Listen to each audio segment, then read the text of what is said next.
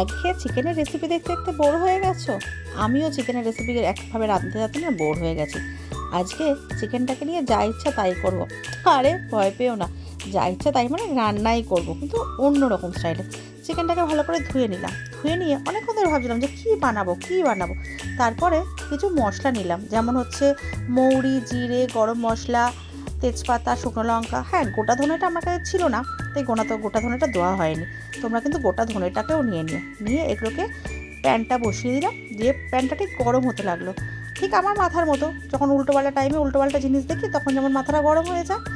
সব কাজ হয়ে গেছে, তারপরে নাকি চিকেনটা রান্না করতে হবে। যাই হোক, তাওয়াটা গরম করে এগুলোকে ভালো করে ভেজে নিলাম। ভাজতে ভাজতে একটা সুন্দর গন্ধ যখন ভেসে আসবে, হ্যাঁ, মনে করে গ্যাসটা ঠিক টাইমে বন্ধ করে দিও, নাহলে পুড়ে গেলে তো আবার বলবে যে গন্ধ তো পাইনি, পুড়ে তো গেছে। সেই সময় কিন্তু নাবিয়ে নেবে, নাবিয়ে নিয়ে ঠান্ডা করে নেবে মাথাটাকে, মশলাটাকেও।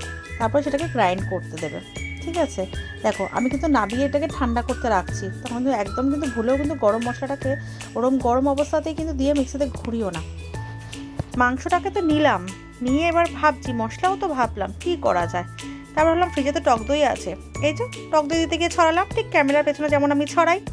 ভীষণ বাজে অবস্থা ক্যামেরার পিছনে আমার। যাই হোক, টক দইটা দিলাম, দিতে গিয়ে দেখলাম টক দইটা খুব কম হয়ে গেছে। ছেলের হাতে পায়ে ধরে নিচে পাঠালাম, যা একটু টক দই এনে দে বাবা, তুই তো খাবি।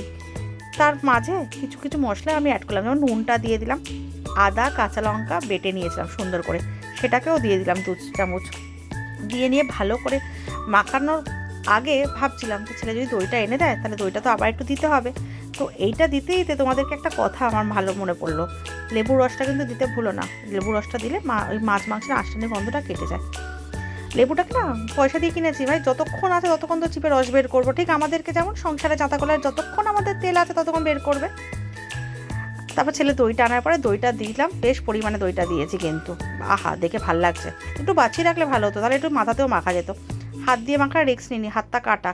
হাতটা যখন জ্বলবে তখন কিন্তু কেউ বলবে না যে চলো তোমাকে একটু কাটা ঘায়ে মলম লাগিয়ে দিই। দরকার নেই বাবা, স্প্যাচুলা দিয়ে মিশিয়ে নিই। তোমাদেরকে না একটা দারুণ জিনিস শেয়ার করি, এটা মাখাতে মাখাতে। যাদের অনলাইনে টাকার প্রয়োজন অথচ ব্যাংকে যাওয়ার টাইম পাচ্ছ না, ক্যাশ রয়েছে হাতে, তোমরা না সেই দামে একটা জিনিস কিছু অর্ডার দেবে, দিয়ে ওটাকে ক্যান্সেল করে না রিফান্ডে না অনলাইনে টাকাটা নিয়ে নেবে, ঠিক আমি যারা করি। যাই হোক, দেখো প্রচণ্ড কিপটে আমি, আর প্রচণ্ড পরিমাণে আমি সময়টাকে বাঁচাতে ভালোবাসি, তাই মিক্সির বাটিটা ধোয়ার আর প্রয়োজন মনে করিনি। ওই বাটির মধ্যে আদা রসুনটা তো বেটেছিলাম, মানে আদাটা তো বেটেছিলাম, সরি, রসুন আর পেঁয়াজটা দিয়ে একবার ঘোরাতে না ঘোরাতেই মনে পড়লো ওতে তো চারমগজ আর দরাজ, হাতে একটু বাদাম যোগ করবো ভেবেছিলাম। তো চলো বড়লোকির চাল দেখিয়ে বাদাম ফাদাম দিয়ে দিই, দিয়ে একদম ওটাকে ভালো করে পেস্ট করি। নিয়ে কড়া তো গরম হয়ে গেছে, তেলটা দিয়ে দিলাম। ঠিক জাঁতা কলে যেমন আমাদের তেলটা বের করেন, ঠিক এরকমই বেরোয়। মশলাটা ভাজতে ভাজতে একটু একটু করে মশলা ধোয়া জলও দিতে লাগলাম, যে মশলাটা পেস্ট করে নিয়েছিলাম সেটাকেই দিলাম। আর হ্যাঁ, গোটা গরম মশলা শুকনো লঙ্কা কিন্তু ফোড়নে দিয়েছিলাম। ভালো করে ভাজতে থাকবে ভাজতে থাকবে ভাজতে থাকবে, কিন্তু যতক্ষণ না ওটা কাঁচা গন্ধের আছে, তারপর ওটাকে মিশিয়ে দেবে। যে ম্যারিনেশনটা তুমি করে রেখেছো এটা মিশিয়ে দেবে। রোজকার মশলা 2 রকম লঙ্কা দিয়েছে, একটা ঝাল লঙ্কা, একটা কাশ্মীরি লঙ্কা, একটা জিরের গুঁড়ো, ধনের গুঁড়ো। হাঁপিয়ে গেছি।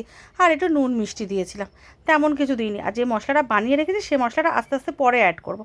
ভাই আমি ঘটি বাড়ির মেয়ে, আস্তে আস্তে বললাম, মিষ্টি আমি সব কিছুতেই দেবো, কিছু মাইন্ড করো না। তো যাক, ফুটতে দিতে হবে ওটাকে, ভালো করে কষতে কষতে কষতে কষতে ওটাকে যখন সুন্দর করে একটা গ্রেভির কালারটা আসবে তখন তুমি নিজেই বুঝতে পারবে। আর একটা ট্রিক্স বলি, এটা না কষার সময় যখন অল্প অল্প করে মশলাটা মেশাবে, একবারে মেশাবে না। এই যে বানিয়ে রেখেছো যে মশলাটা, প্রচণ্ড দামি মশলা, কিন্তু তুমি বানিয়ে স্টোরও করতে পারো। এই মশলাটা অল্প করে মেশাবে আর অল্প অল্প করে নাড়তে থাকবে, জল দেওয়ার একদমই প্রয়োজন মনে করবে না। কেন পরে বলছি, দই থেকে আর চিকেন থেকে যে পরিমাণে জল বেরোবে সেই জলটা মারতে গিয়ে তোমার একটা গ্যাস সিলিন্ডার শেষ হয়ে যাবে। তাই কাজে জলটা একদমই ব্যবহার করার মানে চিন্তা ভাবনাতেও এনো না। আমি না একটু দুধ মিশিয়েছিলাম, ঠিক আছে? আরে বড়লোকই ভাই, সো মাচ বড়লোকস আমি। তো একটুখানি দুধ তো মিশিয়েছিলাম দেখার জন্য যে টেস্টটা কেমন আসে। দরাজ হাতে আমি সব কিছু দেবো আজকে চিকেনকে, আমি বলেছি তো, মুরগি ভাই, ওকে মুরগি বানাচ্ছি আমি। আমি ওকে সব কিছু দিয়ে মুরগি বানাচ্ছি। আমার কাছে ফ্রেশ ক্রিম আছে, এখন যা সিজন, ক্রিম না মাখলেই নয়। তা ও কেন মাখবে না? তাই ওকে একটু ভালো করে মাখিয়ে দিলাম ক্রিম। ঠান্ডাটা কখনও ঠান্ডা লাগছে, কখনও গরম লাগছে, হাত পা ফাটছে, বিচ্ছিরি একটা ওয়েদার, ক্রিম না মাখলেই নয়। তাই ওকেও ভালো করে ক্রিম দিয়ে কাজু কিশমিশ ছড়িয়ে দিলাম, দিয়ে একটু ঢাকা দিয়ে রাখলাম। রাখার পরে এত সুন্দর কালার এসেছিলো। তার উপর থেকে কসুরি মেথিটা ঠিক ওই মাস্টার শেফের মতো করে ছড়িয়ে দিলাম। দেওয়ার পরেও তো ভাবছি এত সুন্দর হয়েছে দেখতে, এত সুন্দর একটা গন্ধ আসছে, তোমাদেরকে কি বলবো। রুটি পরোটা মানে যে কোনো একটা মোগলাই ডিশের সাথে না, যেটা এটা মানে ফাটাফাটি যাবে, ফাটাফাটিভাবে যাবে।